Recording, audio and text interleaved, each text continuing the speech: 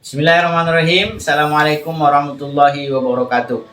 Perkenalkan, saya Indra Lesmana. Saya merupakan salah seorang dosen di jurusan Budidaya Perairan Fakultas Perikanan dan Kelautan Universitas Riau.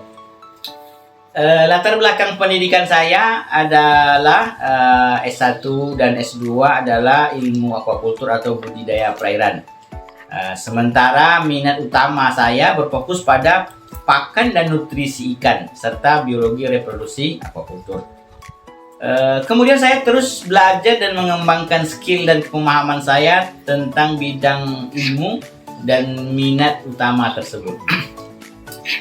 Selanjutnya, mata kuliah yang saya ampu adalah mata kuliah yang sesuai dengan bidang keilmuan saya, seperti mata kuliah dasar-dasar aquacultur, kemudian nutrisi ikan, kemudian teknologi dan manajemen pemberian pakan, kemudian teknologi formulasi pakan ikan, bahan dan analisis pakan ikan, ikan hias dan aquascape, serta beberapa mata kuliah lainnya.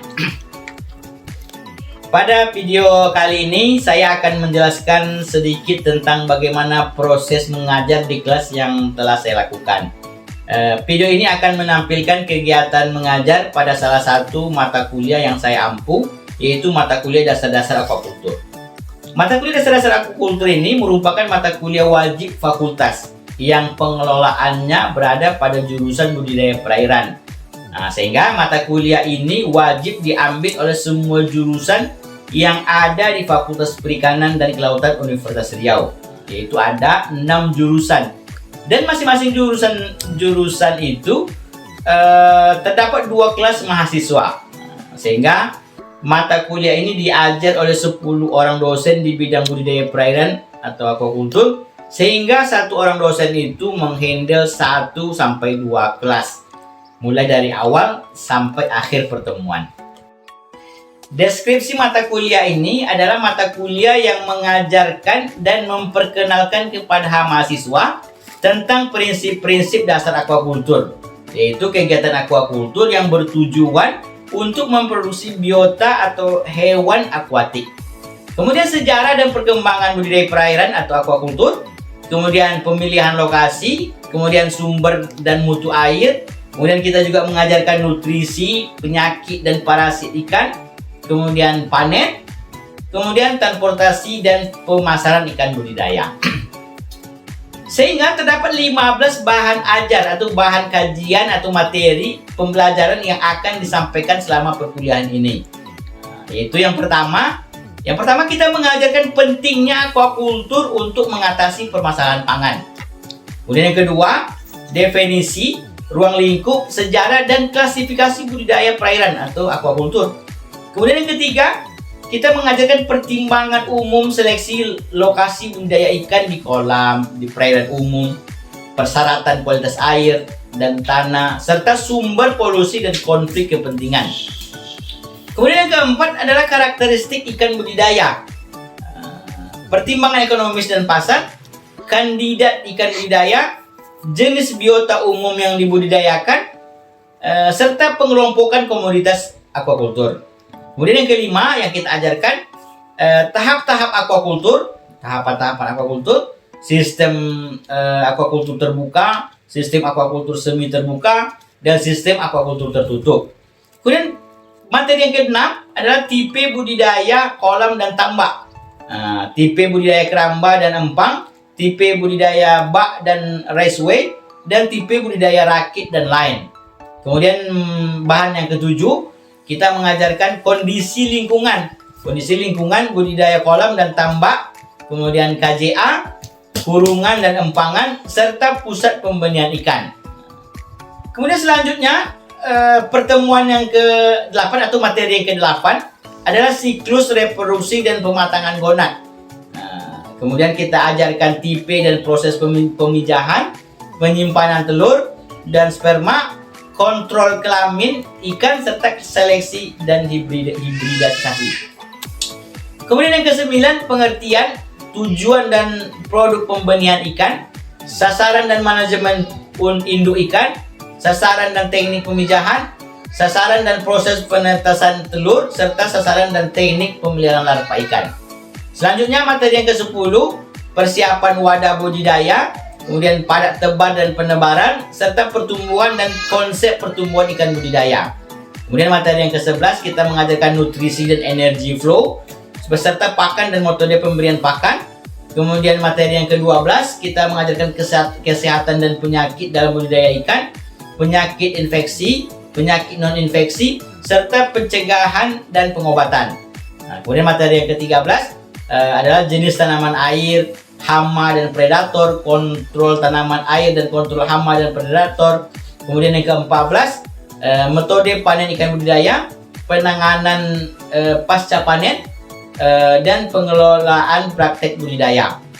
Nah, selanjutnya materi yang kelima adalah organisasi pemasaran, konsumsi, konsumen ikan budidaya, konsep dan prinsip ekonomi dalam budidaya ikan, serta aplikasi prinsip manajemen dan budidaya ikan, kemudian nilai ekonomi ekosistem perairan. Selanjutnya mata kuliah ini memiliki 1 CPMK dan 6 sub CPMK. Nah, sementara itu sistem penilaian mata kuliah ini disampaikan di awal perkuliahan kepada mahasiswa disusun berdasarkan RPS sebagai berikut.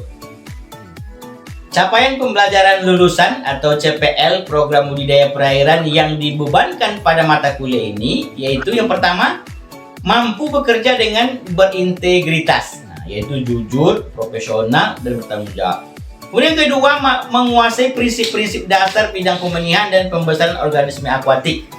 Kemudian yang ketiga, mampu mengkomunikasikan teknologi akuakultur dalam bahasa Indonesia dan dalam bahasa Inggris pada berbagai komunitas dan bekerja dengan tim di bidang budidaya akuatik. Kemudian yang keempat, mampu melakukan teknik pemijahan dan rekayasa pemulihan organisme akuatik yang dibudidayakan. Kemudian yang kelima, mampu menganalisis formulasi pakan dan manajemen pemberian pakan organisme akuatik. Kemudian yang keenam, mampu melakukan pengelolaan kualitas air dan tanah di berbagai lingkungan akuakultur. Kemudian yang ketujuh, mampu mengidentifikasi, menganalisis, melakukan pencegahan dan penanganan penyakit pada organisme akuatik. Kemudian yang ke-8, mampu mendesain sistem dan teknologi pada budidaya organisme akuatik. Sub CPMK yang terdapat pada mata kuliah dasar-dasar akuakultur ini. Sub CPMK yang pertama yaitu mahasiswa mampu menjelaskan pentingnya akuakultur dalam memenuhi kebutuhan protein hewani dari ikan dan mendukung ketahanan pangan. Nah, ini. Kemudian yang kedua, mahasiswa menjelaskan definisi. Jadi mahasiswa mampu menjelaskan definisi, ruang lingkup, sejarah, dan klasifikasi budidaya ikan. Kemudian yang ketiga, mahasiswa mampu mendeskripsikan dan menjelaskan pertimbangan umum seleksi lokasi budidaya ikan di kolam. Baik di kolam, di perairan umum. Kemudian persyaratan kualitas air dan tanah, serta sumber polusi, serta konflik kepentingan yang terjadi pada kegiatan akuakultur. Kemudian yang keempat, mahasiswa mampu memahami dan menjelaskan karakteristik ikan budidaya, pertimbangan ekonomis dan pasar, kandidat ikan budidaya, jenis umum ikan budidaya, dan pengelompokan komoditas budidaya. Kemudian yang kelima, sub CPMK yang kelima adalah mahasiswa mampu mendeskripsikan dan menjelaskan tahapan-tahapan akuakultur. Kemudian sistem akuakultur terbuka, sistem akuakultur semi terbuka, dan sistem akuakultur tertutup. Kemudian yang keenam, mahasiswa mampu mendeskripsikan dan menjelaskan tipe budidaya, tipe budidaya kolam, tambak, tipe budidaya keramba, tipe budidaya di empang, tipe budidaya di bak, di raceway, serta tipe budidaya rakit dan the line. Jadi berbagai wadah budidaya yang digunakan. Kemudian yang ketujuh, mahasiswa mampu menjelaskan desain dan konstruksi kolam dan tambak. Desain dan konstruksi kolam, tambak, KJA, kurungan, empang, serta pusat pembenihan ikan. Kemudian selanjutnya, referensi yang digunakan pada mata kuliah dasar-dasar akuakultur ini beragam. Terdiri dari e-book, jurnal, proceeding, buku ajar, dan sebagainya. Kemudian sistem pembelajaran yang dilaksanakan secara sinkronus dan asinkronus dengan menggunakan metode pembelajaran aktif yang mengutamakan peran dan keaktifan mahasiswa. Nah, jadi kita menggunakan metode yang lebih mengedepankan keaktifan mahasiswa, yang mengutamakan peran dan keaktifan mahasiswa dalam proses pembelajarannya, yaitu program pembelajaran kolaboratif, diskusi, penugasan studi kasus, dan sebagainya. Kemudian perkuliahan ini dilaksanakan selama 16 minggu yang terdiri dari perkuliahan tatap muka, tugas, proyek, UTS, dan ujian akhir semester. Metode pembelajaran yang digunakan bergantung dari materi kajian yang disampaikan. Misalnya pada minggu ke-6 kami atau dosen mengarahkan mahasiswa untuk membuat tugas kelompok, yaitu mengunjungi usaha budidaya perikanan di daerah masing-masing, kemudian membuat laporan kesesuaian antar aplikasi budidaya perairan yang dilaksanakan di masyarakat dengan teori-teori yang kita ajarkan, yang diajarkan di kelas-kelas. Nah, selanjutnya nanti pada pertemuan selanjutnya mereka diminta untuk mempresentasikannya di depan kelas. Metode pembelajaran sinkronus dilakukan melalui tatap muka di kelas, bisa juga di tools web conference seperti Meet, Zoom, Google Meet atau Zoom. Sedangkan pelaksanaan perkuliahan secara asinkronus dilakukan melalui WA Group, Classroom, untuk memfasilitasi mahasiswa agar bisa berdiskusi perihal perkuliahan dasar-dasar aquaculture, serta penugasan secara mandiri maupun berkelompok. Berikut review video pengajaran saya pada mata kuliah dasar-dasar aquaculture sebagai berikut. Kita melihat Bismillahirrahmanirrahim. Assalamualaikum warahmatullahi wabarakatuh. Waalaikumsalam warahmatullahi wabarakatuh. Apa kabar semuanya? Alhamdulillah. Gimana? Sehat? Sehat semua? Sehat. Sarapan tadi ya? Ya. Baik, kita pada hari ini akan memulai perkuliahan kita tentang dasar-dasar aquaculture, ya. Karena ini mata kuliah wajib fakultas, ya. Jadi mata kuliah wajib fakultas itu salah satunya adalah mata kuliah dasar-dasar aquaculture, dan semua jurusan mengambil mata kuliah ini. Baik, ini di kelas A, jurusan BDP ini kita akan memulai perkuliahan kita tentang dasar-dasar aquaculture. Baik, kita buka slide-nya dulu.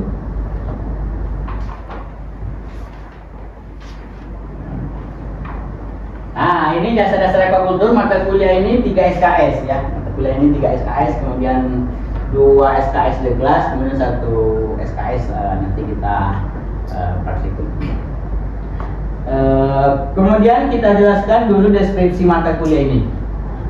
Kemudian deskripsi mata kuliah ini adalah pengertian dan ruang lingkup aquaculture atau budidaya perairan, kemudian pemilihan lokasi budidaya, kemudian persyaratan budidaya perairan, pemilihan jenis biota dan tumbuhan air yang dibudidayakan, dan prospek pengembangan aquaculture. Jadi ini yang akan kita pelajari dari mata kuliah dasar aquaculture nantinya.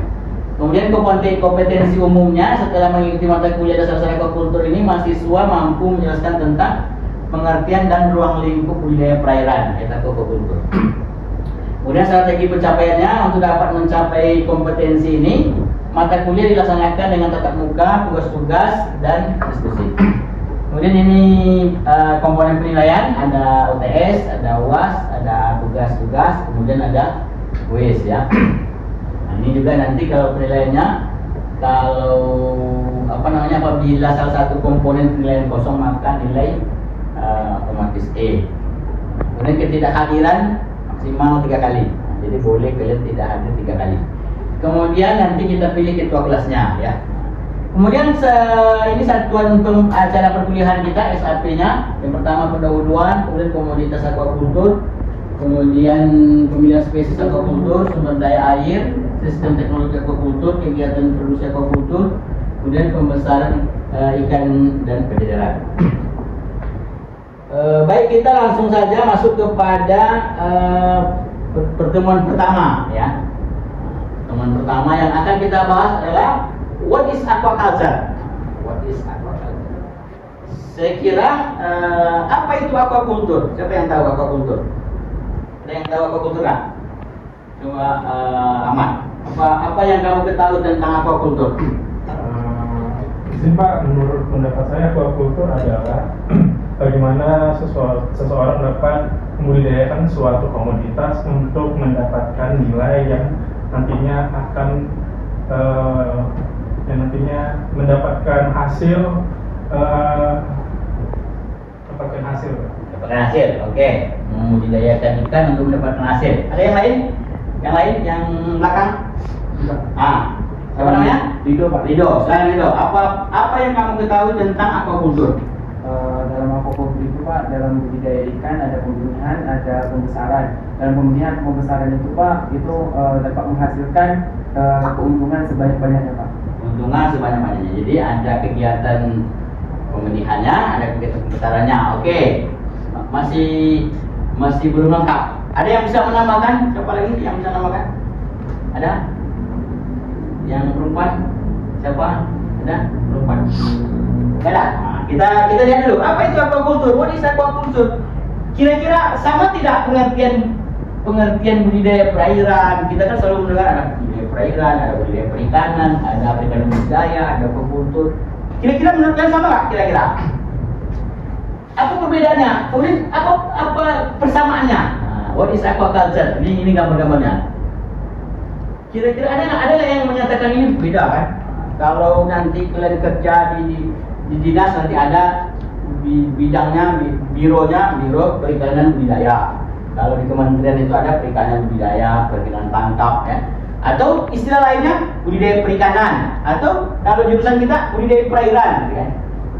Maka ini merupakan sesuatu yang sama. Jadi kalau nanti ada yang menjelaskan apa perbedaannya, ya sama saja. Budidaya perairan, perikanan budidaya atau aquaculture itu adalah sesuatu yang sama. Kemudian apa itu aquaculture? Tadi sudah dijelaskan oleh Ahmad, dijelaskan oleh Rido. Apa yang maksud dengan aquaculture atau apa yang maksud dengan budidaya perairan itu sendiri? Ya. Apa itu budidaya perairan? Ini kita jelaskan ya. Jadi budidaya perairan merupakan kegiatan untuk memproduksi biota akuatik. Pertama, jadi ada 4 komponen yang harus kita ingat nanti ketika ada yang bertanya apa itu budidaya perairan. Yang pertama adalah kegiatan memproduksi biota akuatik. Sama ya. Jadi kita memproduksi biota akuatik. Kemudian yang kedua dalam lingkungan terkontrol. Kemudian apa lagi? Mendapatkan keuntungan ya. Jadi memproduksi, kemudian biota akuatik, kemudian dalam lingkungan terkontrol dan mendapatkan keuntungan. 3 atau 4 ya. Jadi kalau kita nanti ditanya oleh masyarakat apa itu budidaya perairan atau apa itu aquaculture, maka kita menjelaskan merupakan kegiatan memproduksi. Memproduksi itu bisa pembenihan, bisa pembesaran, bisa pendederan, itu nanti bagian-bagiannya. Tapi kalau kita ditanya apa pengertiannya, ini pengertiannya. Ya. Kemudian yang kedua, pada lingkungan terkontrol. Jadi lingkungannya itu terkontrol. Contohnya apa? Di kolam, ini kan, kalau keramba, dalam akuarium. Siapa yang pernah memelihara ikan, yang punya akuarium di rumahnya? Ya. Yang sudah memelihara ikan hias, ikan cupang. Ada yang punya ikan cupang di rumah? Ada. Nah, yang punya ikan arwana ya, yang punya ikan arwana. Kan? Itu budidaya itu budidaya kan? Kita membudidayakan walaupun itu nanti masuk ke mata kuliah budidaya ikan hias, kan? Jadi budidaya itu dalam lingkungan terkontrol, terkurung, bisa di keramba, bisa di kolam, bisa ditambak. Kalau kita budidaya ikan cupang itu kan bisa di ember-ember, kan, di baskom. Kemudian yang selanjutnya adalah untuk mendapatkan keuntungan, profit. Jadi kita mendapatkan keuntungan. Kalau orang budidaya tidak dapat untung, ya semua yang capek-capek aja. Kecuali kalau dia hanya hobi aja, bukan hobi. Ya senang-senang aja ya. Tapi kalau orang budidaya itu ujung-ujungnya profit, bisnis kan. Nah, kemudian budidaya juga merupakan campur tangan manusia ya, campur tangan manusia untuk meningkatkan produktivitas perairan. Nah, jadi nanti di pertemuan selanjutnya nanti kita bahas bagaimana peningkatan produktivitas perairan. Nah, itu nanti di pertemuan kedua. Maka budidaya itu merupakan ada campur tangan manusia. Kita datangkan benihnya, kita pelihara, kita siapkan bibitnya, kita siapkan pakannya, kemudian kita kasih pakan kan, kita kasih makan. Nah, kira-kira kita saya tanya lah, kira-kira kenapa ikan budidaya itu perlu dikasih makan? Ada yang tahu nggak? Secara logikanya, kenapa ikan budidaya, ikan di dalam kolam itu perlu dikasih makan? Kalau ikan di laut, di sungai kan nggak perlu kasih makan kan? Ada nggak yang pernah ngasih makan ikan di sungai? Oh ikan, kan? Ini kasih makan ini kan? Ada kan? Kenapa ikan di budidaya itu tidak perlu kasih makan? Kira-kira? Nah, Untuk mempercepat pertumbuhan. mempercepat pertumbuhan, oke. Secara logika lah, kenapa perlu, kalau enggak ya gimana itu? Nah, kenapa kita? Kira-kira? Karena dia dalam lingkungan terkontrol, oke. Karena dia terkurung, ya kan? Dia nggak bisa cari makan kemana-mana. Kalau kita orang bebas kan kita bisa cari makan kan. Kalau kita lapar kita cari makan, ya kan? Kalau instingnya kalau kita lapar itu kan cari makan, ya kan? Ya nggak? Kalau nggak ada duit kita numpang makan di rumah kawan, ya kan? Kalau kawan itu ada makannya kan. Kalau enggak kita berutang lah kalau tidak ya. Maka ikan budidaya itu juga perlu dikasih makan, karena kalau enggak dia mau cari makan di mana? Kalau di alam dia bisa cari makan di mana-mana. Dia bisa berwayang, dia bisa mencari tempat yang ada makanannya. Tapi kalau ikan budidaya, kalau dia tidak dikasih makan, dia bisa mati, bisa tidak, pertumbuhannya bisa tidak optimal. Kalau pertumbuhannya tidak optimal, maka dia akan mati, rugi kita. Maka tidak sesuai dengan apa yang kita harapkan tadi. Nah, gitu. Kemudian yang dimaksud budidaya juga ada memperbanyak yang awalnya satu pasang, banyak kan. Kita itu dengan pemberian. Kemudian yang awalnya kecil menjadi besar, yang menumbuhkan. Kemudian meningkatkan mutu biota akuatik. Jadi kegiatan budidaya juga meningkatkan mutunya dengan apa? Dengan kawin silang. Ya. Kawin silang, kemudian hibrid namanya kan. Kalau kawin dalam itu inbreeding. Ada yang sudah inbreeding sini? Inbreeding itu, nah, kalau di angkatan saya itu ada yang inbreeding. Inbreeding itu kawin sama-sama anak PDP, ya kan? Nanti kalian nanti kalau udah tamat nanti lihat nanti siapa yang kawin nikah kan? Kawin kan? Nikahnya itu sama-sama anak PDP, ya kan? Berarti inbreeding. Apa itu produktivitas perairan? Nah, jadi produktivitas perairan, contohnya kita lihat dulu contohnya ya. Contohnya produktivitas perairan alami itu punya 6 ekor per meter persegi, punya kan? Dengan kegiatan budidaya kita bisa meningkatkannya menjadi 60 ekor kan? Dengan kegiatan budidaya. Bagaimana caranya? Makanya dengan cara adanya campur tangan manusia dengan kegiatan budidaya, ada teknologinya. Menggunakan apa? Menggunakan teknologi.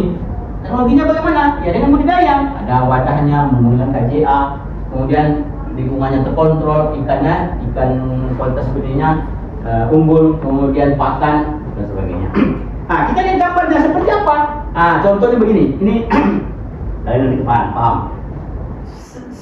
Sekiranya atau awalnya produktivitas perairan itu cuma 6 ekor, 1, 2, 3, 4, 5, 6. Jadi produktivitas perairan itu adalah hasil perikanan atau hasil ikan dalam satuan ruang perairan ini. Umpamanya dalam satu ruang danau ini dia cuma menghasilkan 6 ekor. Nah, tapi dengan kegiatan budidaya kita bisa meningkatkannya. Nah, dengan apa? Dengan KJA. Kita pasang KJA di sana. Kerang badan aku. Kita pasang budidaya perairan, kita buat budidaya. Maka perairan ini meningkat produktivitas perairannya. Nah, gitu maksudnya ya. Jadi dengan kegiatan budidaya itu kita bisa meningkatkan produktivitas perairan itu. Kira-kira bagus tidak menurut kalian kegiatan budidaya ini? Bagus.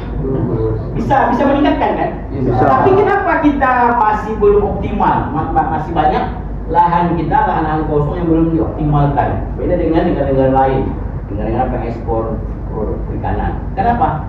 Ya mungkin SDM-nya, kan? Atau apalagi fasilitasnya, atau banyak hal-hal yang perlu. Maka kita berharap mahasiswa-mahasiswa nanti tamat ya bisa memanfaatkan perairan, mengelola perairan ini secara baik, sehingga bisa meningkatkan produktivitas perairan. Akhirnya apa? Akhirnya kita bisa menjadi penghasil produk perikanan, budidaya dan sebagainya. Kita ulang lagi, apa itu pengertian aquaculture? Siapa yang bisa menjelaskan? Yang di belakang. Siapa ya? Putra. Apa tadi yang kamu tangkap tentang aquaculture? Kalau aquaculture yang saya tangkap itu tentang kegiatan membudidaya seperti ikan di lahan yang terkontrol. Kontrol. Jadi kita bisa membudidaya ikan di lahan terkontrol untuk mendapatkan profit. Oke. Oke, ada yang lain? Ada yang menambahkan? Nah, ini yang rambutnya mengembang nih. Siapa namanya? Cantik juga rambutnya ini. Gimana? Siapa namanya? Kevin. Gimana, Kevin? Apa yang menurut bahasa kamu lah? Menurut kamu apa itu aquaculture, budidaya perairan? Sama sepertinya yang dikatakan beberapa, itu kegiatan yang memproduksi biota aquatik di lingkungan terkontrol untuk mendapatkan sebuah profit. Oke, jadi intinya aquaculture adalah memproduksi. Jadi memproduksi itu bukan hanya ikan ya, ikan dalam artian luas. Kalau ikan dalam artian sempit itu kan ikan dalam artian pengertian ichthyologi. Kalau ikan dalam artian ichthyologi itu apa? Ikan adalah hewan, organisme, vertebrata yang yang bernapas dengan insang, berdarah dingin, hidrotermal, bergerak dengan sirip, apa lagi? Itu pengertian ikan dalam artian ichthyologi. Tapi ikan dalam artian luas adalah apa? Ikan dalam artian luas itu adalah semua atau segala sesuatu organisme yang sebagian atau seluruh hidupnya berada di perairan. Jadi banyak ya kan? Buaya juga perairan, biota ikan ya, biota perairan ya kan? Biawak ya kan? Kodok kan? Ada nggak yang pernah lihat budidaya kodok? Itu diekspor itu kan? Bisa jalan-jalan, bisa nanti kalian magang nanti budidaya kodok ya kan? Jadi biota aquatik itu besar. Jadi tidak hanya ikan dalam artian sempit ya. Jadi ikan dalam artian luas. Kemudian dalam lingkungan terkontrol, oke. Nah, tadi banyak ya lingkungan terkontrol itu bisa kolam, bisa keramba, bisa tambak, bisa kolam itu kolam air deras, kolam air tenang. Kemudian, intinya adalah untuk apa? Untuk mendapatkan. Baik, sampai sini ada yang mau bertanya? Perkuliahan kita hari ini tentang dasar-dasar aquaculture, pengertian dasar aquaculture. Ada yang bertanya? Siapa sebelumnya? Rian. Ada yang terbayang atau ada yang terbesit? Kamu anak mana, Rian? Kampar, Pak. Oh, Kampar. Kampar dan besar bertanya ya. Punya kolam nggak? Iya, Pak. Punya. Sekarang budidaya apa? Patin. Patin, lele, sama ikan. Udah bagus nih, nggak usah lagi berikan. Tinggal dikembangkan sih kan. Udah berapa sebulan penghasilannya? Udah 1 juta ada. 3 M ya kan. Bisa dikembangkan. Kemudian yang cewek-ceweknya ada berarti nggak? Siapa namanya? Pina ya, Pina. Pina di alam mana Pina? Kampar juga. Iya, Kampar juga. Di mana? Oh, Pina. Kok saya nggak pernah nampak di Pina? Ya, Bang Pina ya. Sudah punya kolam belum? Belum. Belum, nanti buat kolam ya. Buat kolam gitu ya. Jadi kita sebagai mahasiswa budidaya nanti umumnya kan, nanti kalau kita lulus ya sarjana perikanan, tentunya kita bergerak di bidang perikanan ya, memajukan sektor perikanan kita. Baik, insya Allah kita lanjutkan pekan depan tentang sejarah ya. Nanti kita mengenal sejarah aquaculture. Dari mana sebenarnya sejarah kita membudidayakan, manusia membudidayakan ikan itu dari mana sebenarnya, ya kan? Jangan ujuk-ujuk aja aku tiba-tiba dibudidayakan, kayak gitu ya. Oke, baik. Kalau tidak ada pertanyaan lagi, kita cukupkan. Silakan nanti dipelajari tentang sejarah, baca-baca ya di dunia, di googling banyak itu kan sejarah. Nanti kita akan diskusi bagaimana sejarah aquaculture, sejarah perkembangan aquaculture, dan bagaimana aquaculture itu berkembang pesat hari ini, sehingga menjadi apa? Menjadi pusat perekonomian dunia. Baik, saya kira cukupkan sampai di sini. Ada pertanyaan? Tidak ada? Tidak ada ya. Tidak ada pertanyaan? Aman? Aman ya. Jadi kalau tidak ada pertanyaan kita cukupkan. Terima kasih atas perhatiannya. Assalamualaikum warahmatullahi wabarakatuh.